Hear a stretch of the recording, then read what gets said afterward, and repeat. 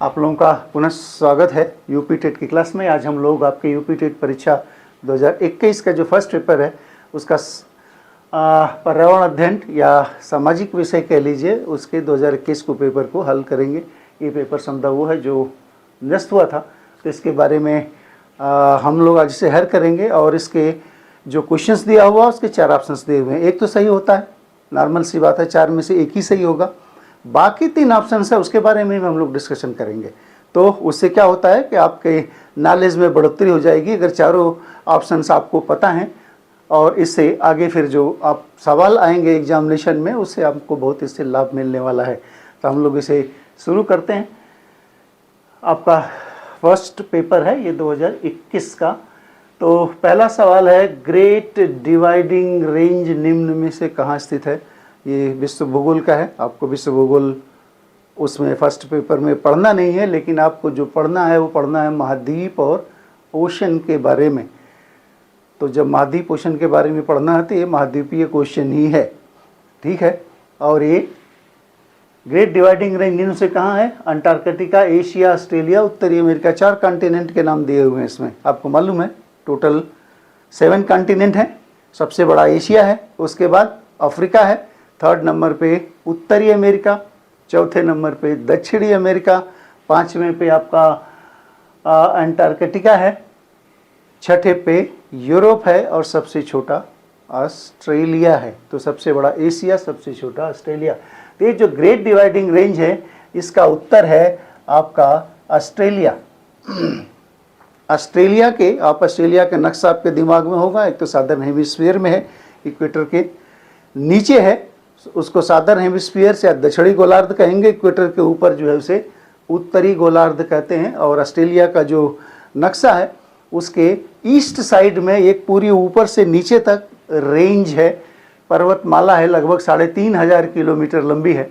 और वो उसे कहते हैं great dividing range. Dividing range क्यों कहते हैं कि ये नदियों को बीच से डिवाइड कर देता है। कुछ नदियां जो पूरब की हैं वो जाके प्रशांत महासागर में गिरती हैं, और जो इधर की हैं आपके पश्चिम की नदियां हैं वो या तो ऑस्ट्रेलिया के इंलैंड में चली जाती हैं या फिर इधर आके हिंद महासागर की तरफ आ जाती हैं। तो वो नदियों को डिवाइड करता है, इसलिए ग्रेट डिवाइडिंग रेंज ऊपर से नीचे तक ईस्टर्न पोर्शंस में इसके पाया जाता है। तो इसका उत्तर है आपका ऑस्ट्रेलिया। दूसरा सवाल हम लोग देखते हैं, दक्षिण पूर्वी यूरोप मतलब साउथ ईस्ट यूरोप के शीतोष्ण कटिबंध के मैदान को कहा जाता है। शीतोष्ण कटिबंध का मतलब टेम्परेट, ट्रॉपिकल एंड टेम्परेट। तो टेम्परेट ग्रासलैंड के बारे में पूछ रहा है और अक्सर सवाल टेम्परेट ग्रासलैंड से आता है।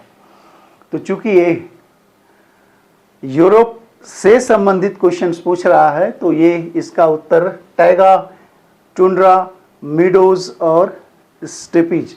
टैगा टुंड्रा तो है नहीं, ये तो आप नादन की साइड में जाओगे तो पहले टैगा पड़ेगा, फिर टुंड्रा पड़ेगा, या हिमालय के ऊपरी रीजन में जाओगे तो वहाँ भी टैगा टुंड्रा जैसी क्लाइमेट मिलती है। मीडोज घास के मैदान होते हैं, लेकिन स्टेपीज, तो इसका उत्तर यहाँ तो स्टेपीज होगा। 4-5 इंपॉर्टेंट टेम्परेट ग्रासलैंड हैं, या जिसे कहते हैं शीतोष्ण कटिबंधीय घास के मैदान। जैसे रसिया और यूरोप में स्टेपीज जो लिखा हुआ, और ऊपर ऊपर आप नादर्न अमेरिका, उत्तरी अमेरिका में जाएंगे तो वहाँ पे प्रेरीज है।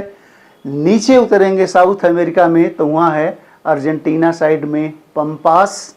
और उसके बाद फिर आप ईस्टर्न साइड में चढ़ेंगे अफ्रीका में तो वहाँ पाया जाता है वेल्ड, VELD, वेल्ड। और आप ऑस्ट्रेलिया में आ जाएंगे तो यहाँ पाया जाता है डाउन।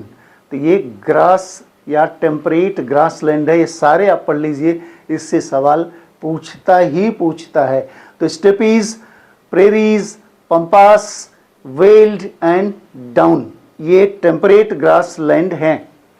ट्रॉपिकल में जाओगे तो वहाँ पे दूसरी ग्रासलैंड है, सवाना वगैरह, उसको छोड़ दीजिए, वो नहीं पूछता उससे। तो ये टेम्परेट ग्रासलैंड है। और भी छोटे मोटे हैं, लेकिन ये 5 महत्वपूर्ण है, 5 कॉन्टिनेंट में है। तो ये आप पढ़ लीजिए इसे, ठीक है। तो इसका उत्तर यहाँ स्टेपीज है। आगे बढ़ते हैं। दक्षिण अमेरिका की सबसे ऊंची चोटी निम्न में से कौन है? दक्षिण अमेरिका के पूछ रहे थे। दक्षिण अमेरिका एक कॉन्टिनेंट है, ऊपर की तरफ नॉर्थ अमेरिका है, बीच में सेंट्रल अमेरिका है, नीचे साउथ अमेरिका, दक्षिण अमेरिका है। 13 कंट्री कुल उस दक्षिण अमेरिका में है और सबसे बड़ा देश वहाँ का ब्राज़ील है। ठीक है, तो दक्षिण अमेरिका की सबसे ऊंची निम्न में से कौन सी चोटी है? Mount Cotopaxi, mount Etna, mount अकांकागुआ, mount Kilimanjaro. ठीक है, तो इसका वैसे तो उत्तर आपका माउंट अकांकागुआ है। ठीक है ना, साउथ अमेरिका का माउंट किलिमंजारो ये सबसे ऊंची चोटी है आपके अफ्रीका कॉन्टिनेंट की। तो माउंट किलिमंजारो अफ्रीका की है, साउथ अमेरिका की अकांकागुआ है और नॉर्थ अमेरिका की माउंट मैकिनले, जिसे अब माउंट डेनाली भी कहा जाता है। तो नॉर्थ अमेरिका की वो है। एशिया की आप लोग जानते हो, एशिया की सबसे बड़ी ऊंची चोटी एवरेस्ट है।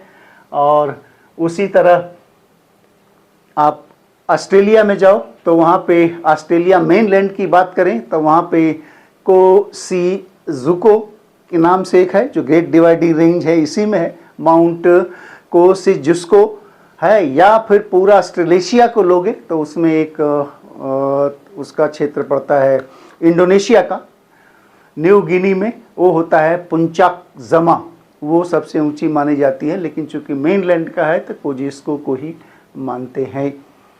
तो ये है, आगे चलते हैं।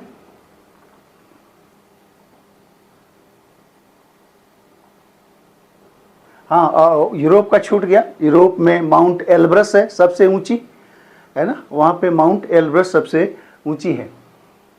और आप अंटार्कटिका में जाओगे तो माउंट विंसन मैसिफ। तो सारे कॉन्टिनेंट की सबसे ऊंची चोटियों का आप नाम जान लीजिए। जैसे आपको टेम्परेट ग्रासलैंड का नाम पढ़ लीजिए। ये भी सारे कॉन्टिनेंट में कौन कौन ऊंची पर्वत श्रेणियाँ है ये नोट कर लीजिए, सारे पढ़ लीजिए। कौन सा पूछेगा पता नहीं, लेकिन सारी आपको जानकारी होनी चाहिए। निम्नलिखित में से किसमें क्लोरोफिल पाया जाता? क्लोरोफिल पौधों में जनरली पाया जाता है। ये जितने हरे कलर दिखते हैं पौधों के वो क्लोरोफिल की वजह से होते हैं, पिगमेंट है। अब ये यूग्लिना, हाइड्रा, जेलीफिश, साइकन, ये सारे एनिमल हैं। तो इसमें एनिमल में पाया जाता है? नहीं पाया जाता, लेकिन इसमें एक है जिसमें पाया जाता है, इसीलिए सवाल पूछा है। यूग्लिना, हाइड्रा, जेलीफिश एंड साइकन, है ना, सब जनरली सिलेंटरेट हैं, पोरीफेरा के हैं।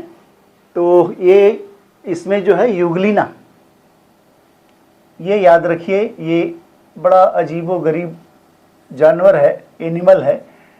इसमें क्लोरोफिल भी पाया जाता है, अकेला ये एनिमल है जिसमें क्लोरोफिल पाया जाता है, इसलिए सवाल भी ये पूछा है।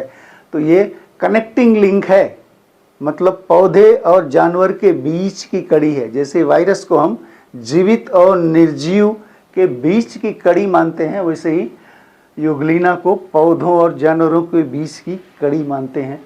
तो ये आपको याद होना चाहिए। अब आइए, उत्तर प्रदेश का राष्ट्रीय पक्षी क्या है? तो उत्तर प्रदेश का मोर है। मोर तो राष्ट्रीय पक्षी है, तो प्रदेश का तो हो ही नहीं सकता। तो बच गए 3, गौरैया, सारस क्रेन, तोता।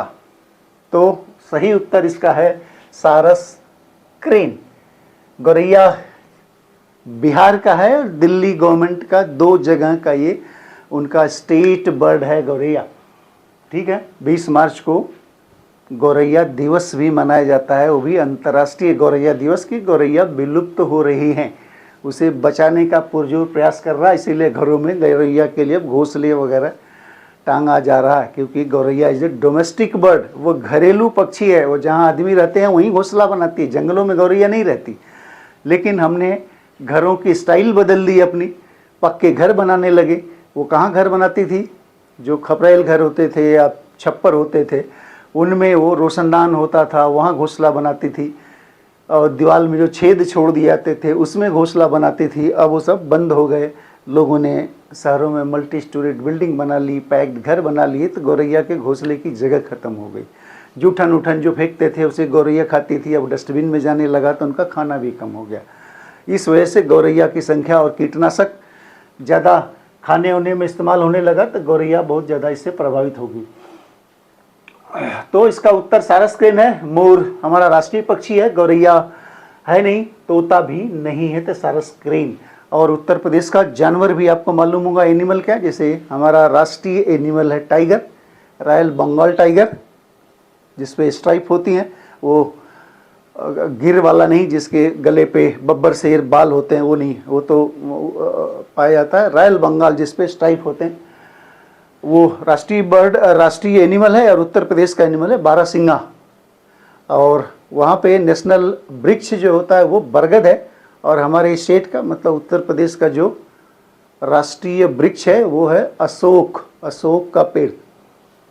और वहाँ पे फूल जो है कमल है। राष्ट्रीय स्टेट में हमारे उत्तर प्रदेश के क्या है, टेशु, जिसको पलाश का फूल बोलते हैं। होली होली के समय लाल लाल पूरा फूल इसका खिलता है। किसी ज़माने में जब सिंथेटिक कलर नहीं होते थे तो उससे इन टेशुओं से लाल रंग बनाया जाता था। और जंगल में जब बहुतायत मात्रा में होते हैं तो ये पूरा जंगल ही लाल कर देते थे। इसे कहते हैं फ्लेम ऑफ द फॉरेस्ट भी कहा जाता है ना। बुटिया मोनोस्पर्मा इसका बोटेनिकल नेम है। तो पलाश है या टेशु हमारे यहाँ का उत्तर प्रदेश का पुष्प है। तो ये आपको दोनों थोड़ा सा जानकारी होनी चाहिए। ठीक है, आगे बढ़ते हैं। कई सवाल हम लोगों को पता लग जा रहा है, तो इसका मतलब आपको क्वेश्चंस पेपर करने में आसानी होगी। अब हम देखते हैं निम्नलिखित में से कौन सा हार्मोन रक्त में कैल्शियम के स्तर को नियंत्रित करता है। रक्त में कैल्शियम को नियंत्रित करता है। Parathormone, thyroxine, prolactin, somatotropin. तो जितने हार्मोन हैं इसमें इसका उत्तर जो है पैराथार्मोन है, क्योंकि पैराथायराइड ग्लैंड से निकलता है और जब भी ब्लड में कैल्शियम की कमी होती है तो उसे बैलेंस करने की कोशिश करता है या करता है। थायरॉक्सिन थायराइड का है। प्रोलैक्टिन और ये जनरली मिल्केशन वगैरह के लिए होता है। सोमैटोट्रोपिन ये भी हार्मोन दूसरे पर्पस के लिए है नहीं। इसका उत्तर पैराथार्मोन है। आइए, ओजोन परत की मोटाई मापी जाती है। ओजोन परत क्या है, एक नीली गैस है जिसमें ऑक्सीजन O2 और ओजोन O3, इसमें 3 एटम है ऑक्सीजन के। और एक तरह से वैसे तो ये पोल्यूटिंग गैस है, नीचे हमारे एटमॉस्फेयर में है जहाँ हम रहते हैं, यहाँ ये ओजोन तो पॉल्यूशन काज करती है। ग्रीन हाउस गैस भी है ओजोन। लेकिन जब ये स्ट्रेटोस्फीयर में मिलती है, समताप मंडल में उसकी एक लेयर पाई जाती है, तो वहाँ पे ये हमें सूर्य की हानिकारक अल्ट्रावायलेट रेज, जिसे पराबैंगनी किरणें कहते हैं, उससे हमारी रक्षा करती है। क्योंकि वो किरणें वो जीवधारियों के लिए नुकसानदायक होती है, क्योंकि हमें स्किन में कैंसर काज करती है, हमारी जेनेटिक मटेरियल को चेंज कर देती है, आँखों में मोतियाबिंद होता है, उससे ये सब अल्ट्रावायलेट रेज उससे होती है। तो ये ओजोन परत उसे एब्जॉर्ब कर लेती है और नीचे जीवधारियों की वो सुरक्षा करती है।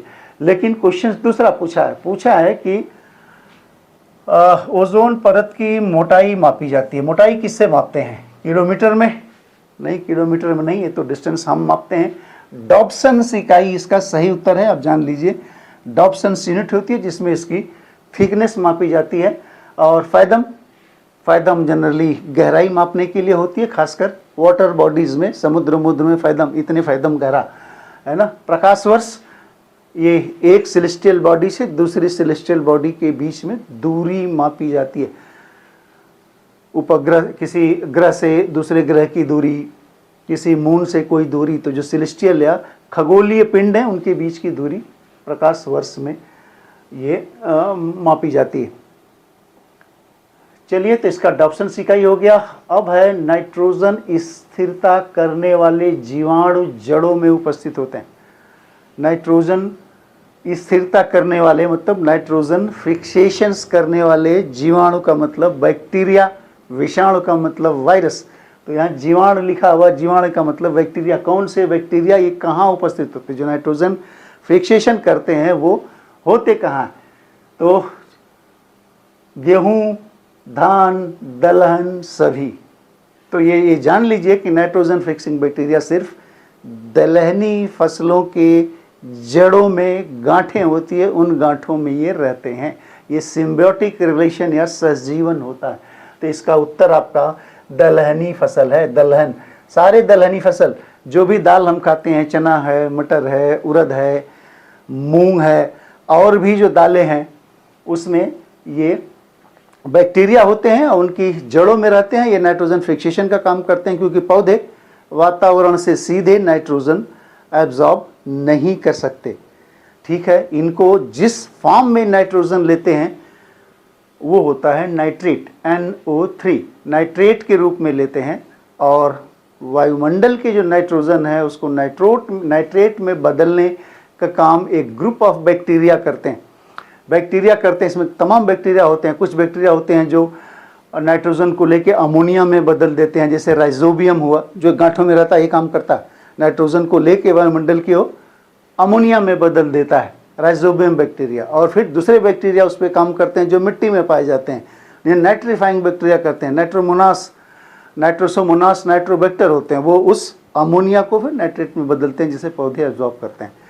तो ये नाइट्रोजन फिक्सिंग बैक्टीरिया ये कहाँ पाए जाते हैं? ये दलहनी फसलों की जड़ों में। ठीक है, आगे देखते हैं, निम्नलिखित में से कौन सा खाने योग्य कवक है? कवक का मतलब फंजाई है ना, फंजाई को कवक बोलते हैं। ठीक है, ये है, इसका सही उच्चारण होता है फंजाई, इसे फुनगी मत पढ़िएगा। तो कवक मतलब फंजाई। क्या होता है इसमें? एगेरिकस, पक्सिनिया, म्यूकर, राइजोपस, ये सारे हानिकारक हैं। पक्सिनिया ये रोग पैदा करते हैं। म्यूकर भी जनरली जाड़े में नहीं, बरसात में जब रोटी वोटी पड़ी रह जाती है कहीं मॉइस्चर की वजह से, तो म्यूकर जो फफूंद कहते हो कि ब्लड में फफूंद लग गई है ना, हरे हरे वो ग्रो कर जाता है, that is the Mucor. Rhizopus, तो इसका उत्तर है एगेरिकस। एगेरिकस जो होता है, मशरूम जो खाते हो, एगेरिकस स्पीसीज का। सारे एगेरिकस नहीं खाए जाते, कुछ हैं इसमें से खाए जाते हैं, बाकी हानिकारक भी होते हैं इसमें। तो एगेरिकस जो मशरूम खाते हैं एगेरिकस के तहत ही आता है, तो इसका उत्तर सिर्फ आपका एगेरिकस होगा, है ना। तो आप फफूंद भी खाते हो, है ना, मशरूम के रूप में। अब मैंग्रोव पाए जाते हैं, कहाँ पाए जाते हैं? मैंग्रोव वन जनरली ये डेल्टा रीजन में पाए जाते हैं। नदियाँ जब समुद्र में गिरती हैं तो बहुत बड़ी डेल्टा बनाती हैं, जैसे गंगा और ब्रह्मपुत्र मिलके बहुत बड़ा डेल्टा बनाती है, सुंदरबन कहते हैं। विश्व का सबसे बड़ा डेल्टा जो ब्रह्मपुत्र गंगा मिलके इंडिया और बांग्लादेश के बॉर्डर पे बनाती है, और सुंदरबन डेल्टा कहते हैं कि वहाँ पे जो मैंग्रोव के बहुतायत संख्या में पेड़ पाए जाते हैं, वो सुंदरी ट्री पाया जाता है, सुंदरी पेड़ पाया जाता है, इस वजह से सुंदरवन डेल्टा भी कहते हैं। और ये जो आपके मैंग्रोव ट्रीज है बहुत इंपॉर्टेंट है, क्योंकि फर्स्ट लाइन डिफेंस का काम करते हैं। जब भी सुनामी आती है, लहरें तेज आती है, तो सबसे पहले यही मोर्चा लेते हैं, उसे रोकने का काम करते हैं। और ये दलदली जमीन में के लिए एडॉप्टेशंस होता है, इसमें वो एडॉप्ट होते हैं, दूसरे पौधे वहाँ ग्रो नहीं कर पाते क्योंकि वहाँ पे खारा पानी होता। कई कैरेक्टरिस्टिक फीचर होते हैं मैंग्रोव में, जैसे न्यूमेटोफोर्स होते हैं, एक जड़ें उनकी जो है दलदल से बाहर निकल आती है लाठी की तरह, उसमें छेद होते हैं, वहाँ से वो ऑक्सीजन खींचती है क्योंकि पानी में मात्रा कम होती है ऑक्सीजन की। दूसरा वीवी पैरी पाया जाता है। वीवी पैरी का मतलब उनका सीड्स ऊपर फ्रूट्स में ही जर्मिनेट हो जाता, यहाँ बाकी जगह पे नहीं होता। आप खाओगे कोई फल, उसके सीड्स लगाओगे जमीन में, रोपोगे तब जाके ग्रो, वहाँ फल में ही ग्रो कर जाता है, और जड़ उड़ के समय तो गिरता है, फिर अपनी जड़ें पकड़ लेता है। कई इसमें कैरेक्टरिस्टिक फीचर होते हैं, उन सब के लिए छोड़िए। ये मैंग्रोव प्लांट्स कहाँ पाए जाते हैं? हिमालय में, ऊपर नहीं, दलदली वहाँ पे चीज़ें होती नहीं। सुंदरबन, रेगिस्तान, वर्षावन, कहीं नहीं होता। इसका सबसे बढ़िया उत्तर है सुंदरबन। सुंदरबन नहीं होता, अगर नदियों का डेल्टाई क्षेत्र होता तो वो भी उत्तर आपका होता। चलिए आगे बढ़ते हैं। आवृतबीजी पौधों में निम्नलिखित में से कौन सी संरचना त्रिगुणित होती है? ट्रिप्लॉइड, हैप्लॉइड, डिप्लॉइड, ट्रिप्लॉइड, है ना, X, 2X एंड 3X। ये हैप्लॉइड हो गया, जो हैप्लॉइड हो गया, ये डिप्लॉइड हो गया, और ये ट्रिप्लॉइड हो गया, 3X होता है।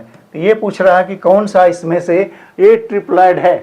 ये मूलांकुर, जब पौधा ग्रो करता है तो नीचे जो होता है जिसे जड़ें निकलती है उसे मूलांकुर कहते हैं। जो ऊपर की तरफ पत्तियां निकलती हैं उन्हें प्रांकुर कहते हैं। बीज पत्र मतलब कॉटिलिडन होता है, जो दो उसके पत्तियों टाइप होते हैं। और असली है इसका ये है, उत्तर है इसका भ्रूणपोष। इंडोस्पर्म अंग्रेजी में इसे कहते हैं, इंडोस्पर्म भ्रूणपोष। ये ट्रिप्लॉइड होता है।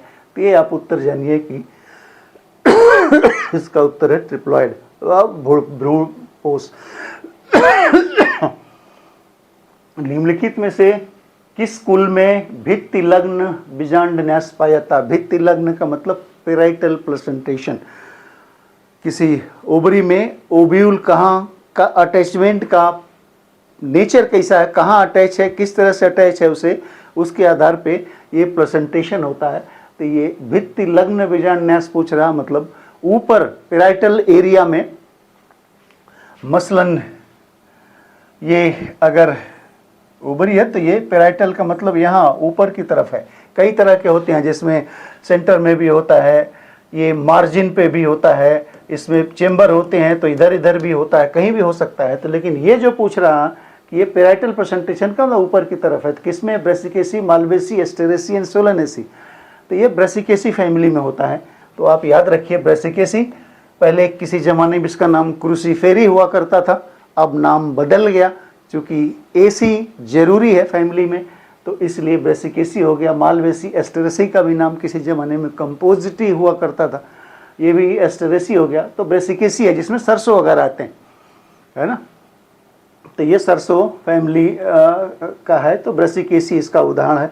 आगे देखते हैं, हालांकि थोड़ा सा ये टिपिकल सवाल आप लोगों से पूछ दिया है, ये बॉटनी वालों का क्वेश्चन है एक्चुअली। अनाक्सी श्वसन का अंतिम उत्पाद क्या होता है? अनाक्सी मतलब एनारोबिक रेस्पिरेशन, ऐसा रेस्पिरेशन जिसमें ऑक्सीजन की अनुपस्थिति में होता है।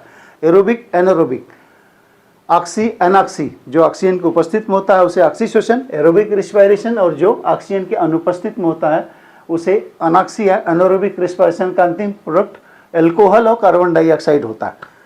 और एरोबिक होगा तो कार्बन डाइऑक्साइड और वाटर होते हैं उसमें, और एटीपी निकलता है। तो इसमें अनाक्सी श्वसन में अल्कोहल एक ही लिखा हुआ, इथाइल अल्कोहल ही लिखा हुआ, तो ये इसका उत्तर इथाइल अल्कोहल। मैलिक एसिड होता नहीं, ग्लूकोज उत्पाद तो इसका होता नहीं। ग्लूकोज का उत्पाद कहाँ होता? फोटोसिंथेसिस में, ठीक है। तो इसका उत्तर है इथाइल अल्कोहल। हमेशा जानिए एनारोबिक रेशन का अल्कोहल। चलिए, और करता कौन है एनारोबिक रेशन? जनरली ईस्ट, खमीर। दुनिया भर के आप खमीर उठाते हो खानों में, है ना। तो खमीर ईस्ट जो होता है एनारोबिक रेस्पिरेशन होता है।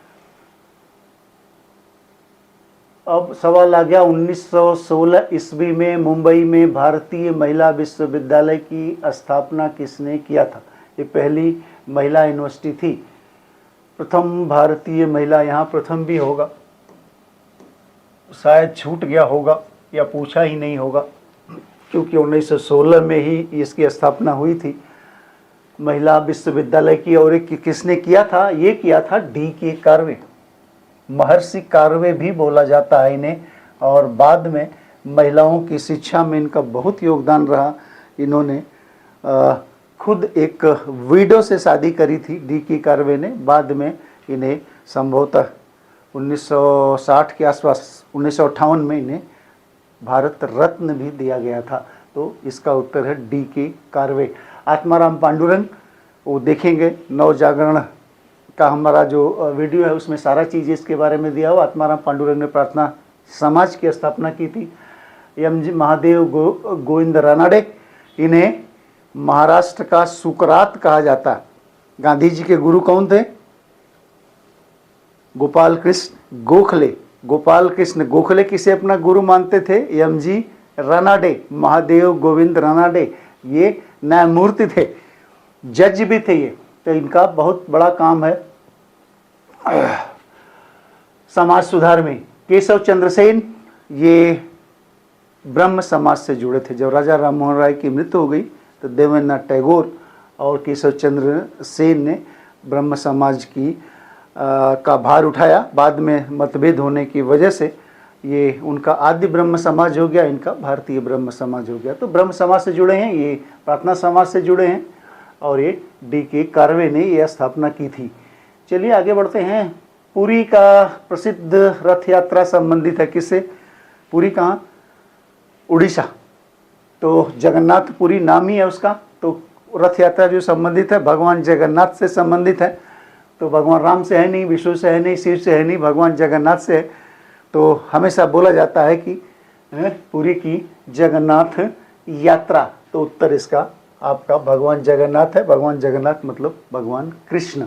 नासिक में कुंभ मेला किस नदी के तट पर लगता है? 4 कुंभ लगते हैं, आपको मालूम होगा। एक तो आपके प्रदेश में ही लगता है, प्रयागराज में, जहाँ पे गंगा, यमुना और माइथोलॉजिकल सरस्वती के संगम पे लगता है। यहाँ पे नासिक में गोदावरी नदी है, उसके किनारे लगता है। एक लगता है हरिद्वार में, गंगा नदी के किनारे लगता है। और एक लगता है मध्य प्रदेश के उज्जैन में शिप्रा नदी के, क्षिप्रा नदी के या शिप्रा नदी के किनारे। ठीक है, तो ये उत्तर आपका यहाँ पे हो गया गोदावरी। संध्या क्या था? भजन, अखबार, राजनीतिक दल, धार्मिक संस्थान। तो संध्या और काल 2 महत्वपूर्ण समाचार पत्र थे, है ना, बंगाली में निकलते थे, बंगाल के थे। तो ये अखबार है, बाकी इसमें और कुछ नहीं। उत्तर प्रदेश राज्य विधान परिषद में कुल सदस्य संख्या कितनी है? विधान परिषद पूछ रहा, जिसको अंग्रेजी में लेजिस्लेटिव काउंसिल कहते हैं। तो उत्तर प्रदेश हमारे उत्तर प्रदेश में जो विधानमंडल द्विसदनी है, एक विधानसभा, एक विधान परिषद। विधानसभा के मेंबर को जनरली MLA बोलते हैं, और विधान परिषद के सदस्य को MLC, member of legislative assembly और मेंबर ऑफ लेजिस्लेटिव काउंसिल। तो ये विधान परिषद में पूछ रहे हैं। तो विधान परिषद में कुल संख्या आपको याद होनी चाहिए, ये है 100, है ना, ये 100 है, ये हमेशा याद रखिए। विधानसभा में कितनी सीटें हैं? हो सकता पूछ दे, 403, 403। विधानसभा में कितनी है? 403। और यहाँ कितनी है? 100। ये है सीटें लेजिस्लेटिव असेंबली में, लेजिस्लेटिव काउंसिल में। ठीक है, और वैसे भी दोनों सत्रों को साथ करें। विधानसभा अकेले कहेंगे तो विधानसभा कहेंगे, इसे विधान परिषद कहेंगे। दोनों को साथ करना हो तो विधानमंडल बोलते हैं। ठीक है, और भारत में 6 स्टेट हैं जहाँ पे कि ये विधान परिषद है। बाकी सारे स्टेट में, 28 स्टेट में से 22 में एक सदनी व्यवस्था है, सिर्फ विधानसभा है वहाँ पे। ठीक है, 3 केंद्र शासित प्रदेश भी हैं जहाँ विधानसभा है, जैसे दिल्ली है, पुडुचेरी है और एक जम्मू कश्मीर है, लेकिन वो केंद्र शासित प्रदेश हैं। कौन कौन से 6 हैं?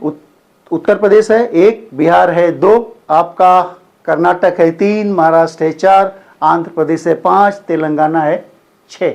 इन 6 में विधान परिषद है, बाकी जगह विधान परिषद नहीं है। विधान परिषद का चुनाव ऊपर जैसे राज्यसभा का होता है केंद्र में, उसी तरह से इनडायरेक्ट इलेक्शन होता है। आगे बढ़ते हैं हम लोग, है ना। भारतीय ध्वज संहिता कब से प्रभावी है? तो भारतीय ध्वज संहिता बनी थी 26 जनवरी 2002 में। ठीक है, तो ये याद रखिए, 2002 में बनी थी। बाद में इसमें संशोधन भी हुआ 2021 में आके, तो कई छूट दी गई कि अब प्राइवेट लोग भी घर पे झंडे फहरा सकते हैं, 24 घंटे फहरा सकते हैं। पहले ज़्यादा रिस्ट्रिक्शन था, अब थोड़ा सा रिलीफ दे दी गई है। तो ये 26 जनवरी 2002 से ये प्रभावी है। इसमें बताया गया है कि प्राइवेट कैसे फहराएंगे, पब्लिक लोग कैसे फहराएंगे, झंडे का आकार प्रकार क्या होगा, उनका लंबाई का रेशियो, चौड़ाई का रेशियो क्या होगा। लंबाई चौड़ाई आपको मालूम हो, नहीं मालूम होगा तो आप जान लीजिए 3:2 का रेशियो होता है। 3:2 का मतलब 3 फुट लंबा है तो 2 फुट चौड़ा होना चाहिए, 3 मीटर लंबा है तो 2 मीटर चौड़ा होना चाहिए। ठीक है, कौन सा कलर ऊपर होगा, कौन सा नीचे होगा, किस कलर का होगा, ये सब आपको पता होगा, वो यहाँ डिस्कस करने की ज़रूरत नहीं है। जनगण मन के हिंदी संस्करण को संविधान सभा ने भारत के राष्ट्रीय गान के रूप में कब अपनाया? संविधान सभा की अंतिम बैठक हुई थी 24 जनवरी 1950 को, ठीक 26 जनवरी से 2 दिन पहले। तो संविधान सभा जिसने संविधान बनाया था उसकी वो अंतिम बैठक थी, और उसी दिन फिर वो कई अपने काम निपटा के उसी दिनों उसको भंग कर दिया गया था। फिर जब तक इलेक्शन नहीं हुआ 51-52 में, नई सरकार का गठन नहीं हुआ, तब तक कॉन्स्टिट्यूएंट असेंबली जो है वो आपके एक तरह से कार्यवाहक पार्लियामेंट का काम कर रही थी, लेकिन उसे इस दिन भंग कर दिया गया था 2 दिन पहले। तो ये तिथि है 24 जनवरी 1950 को ये आपका जनगण मन को राष्ट्रगान के रूप में स्वीकार किया गया था।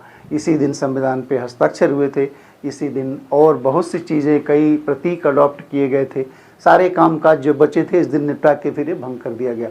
ठीक है, तो 24 जनवरी 1950 आप याद रखिए। और जनगण मन रविन्द्रनाथ टैगोर ने लिखा, ये आपको मालूम होगा।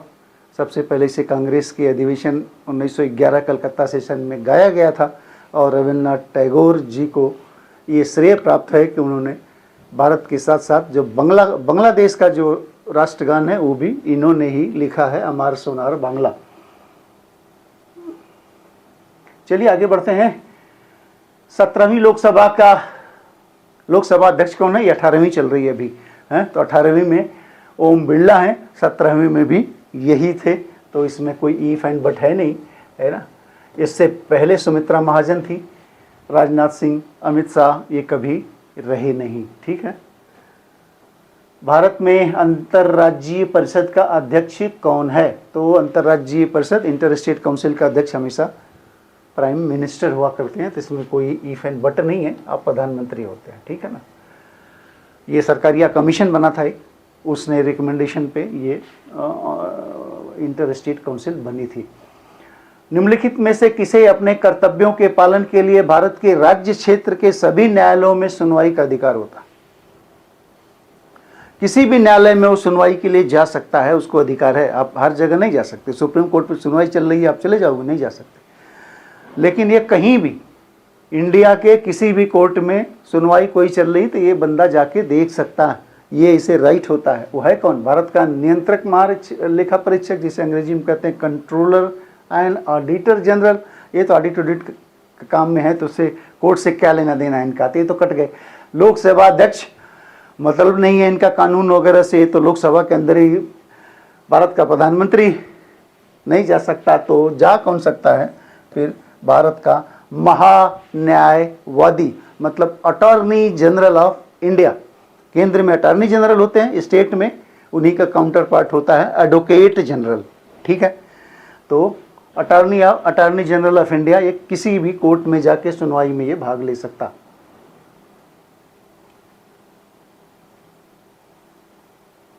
वह जिला जहां गंगा नदी उत्तर प्रदेश के राज्य में प्रवेश करती है। गंगा नदी किस जिले में उत्तर प्रदेश में प्रवेश करती है?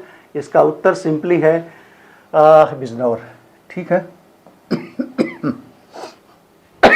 कि बिजनौर में प्रवेश करती है, बिजनौर से फिर ये मेरठ आती है, मेरठ से फिर ये आगे निकलती है, हापुड़ जाती है, हापुड़ से फिर ये बुलंदशहर, बुलंदशहर से फिर आगे बढ़ती है।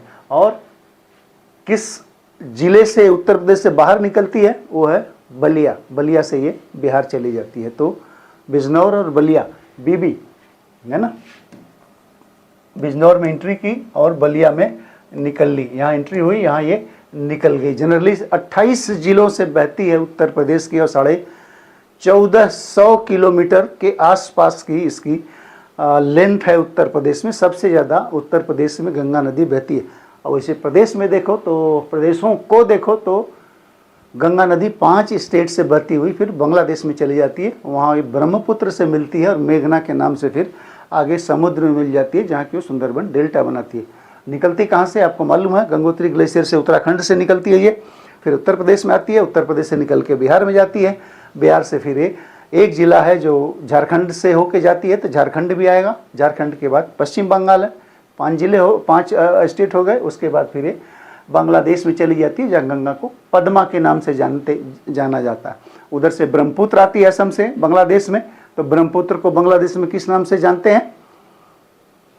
जमुना। हमारे यहाँ यमुना नहीं, जमुना, यमुना जमुना, जमुना के नाम से जानते हैं। जमुना पद्मा जब मिलती हैं तो आगे फिर वो मेघना के नाम से आगे बढ़ जाती हैं। तो ये कहाँ एंट्री करती है? बिजनौर में। ठीक है, बाकी चीज़ें हमने बता दी, शायद आपके काम आए। निम्नलिखित नदियों में से कौन यमुना नदी की सहायक नहीं है? ये थोड़ा गलत लिखा, यमुना नदी है सहायक नहीं है, तो इसमें चंबल, बेतवा, केन ये तीनों यमुना की सहायक है और यमुना खुद गंगा की सहायक है, तो गंगा इसकी सहायक नहीं है। आगे देखते हैं 26 भारत की सबसे ऊंची चोटी कौन सी है? नंदा देवी, K2, एटलस और कॉमेट। हमेशा आप K2 लिखिए। जब K2 दिया है तो K2 ही होगा भारत का, हालांकि हमारे कंट्रोल में नहीं है, पाक ऑक्युपाइड कश्मीर में है, पाक अधिक जो ने कश्मीर उन्होंने कब्जाया हुआ उसमें है, लेकिन हम पाक को पीओके को क्लेम करते हैं कि पाकिस्तान ऑक्युपाइड कश्मीर हमारा है, तो ये माउंट की चोटी भी हमारी है, तो K2 इसका सही उत्तर होगा। अदरवाइज ये नहीं पूछता। तो फिर कंचनजंगा, वह पठार जो ऑस्ट्रेलिया में स्थित है ना, कोलोराडो, किम्बरले, कटंगा, पटगोनिया। तो ये किम्बरले है, हीरे की खानें यहाँ पाई जाती हैं, है ना, तो ये ऑस्ट्रेलिया में है किम्बरले। उत्तर प्रदेश का वह जिला जो बुंदेलखंड पठार का भाग नहीं है? हमीरपुर, ललितपुर, मिर्जापुर, झांसी है। तो ये मिर्जापुर है जो बनारस के पास है, काफ़ी नीचे है, इसलिए ये इसका पोर्शन नहीं। बाकी हमीरपुर, ललितपुर, झांसी, महोबा और भी कई ज़िले हैं, 6-7 ज़िले हैं जो बुंदेलखंड का पोर्शन है, लेकिन ये मिर्ज़ापुर नहीं है। आगे देखते हैं निम्नलिखित राज्य में से किसमें दुधवा राष्ट्रीय उद्यान स्थित है? उत्तर प्रदेश में एक ही राष्ट्रीय उद्यान है, वो भी दुधवा है, तो इसका उत्तर उत्तर प्रदेश ही होगा। ठीक है, एक ही आपके नेशनल पार्क है उत्तर प्रदेश में, वो भी दुधवा नेशनल पार्क। तो ये है 4 टाइगर रिजर्व्स हैं, जैसे दुधवा है, रानीपुर है, एक पीलीभीत है और एक उत्तराखंड के बॉर्डर पे है। 4 टाइगर रिजर्व हैं, लेकिन नेशनल पार्क एक ही है। आगे मैटूर डैम का निर्माण किस नदी पे हुआ है? तो मैटूर डैम नीचे तमिलनाडु और कर्नाटक से रिलेटेड है, तो ये कावेरी नदी है। इसमें विवाद भी है, इसके पानी को बंटवारे के लिए, तो किस नदी पे पूछा हुआ है, तो वो कावेरी नदी पे मैटूर डैम बना हुआ है। तो ये आपका सारा 2021 का पेपर हम लोगों ने सॉल्व किया। उम्मीद है कि बाकी ऑप्शंस पे भी हम लोगों ने डिस्कस किया तो आपको अच्छा लगा होगा।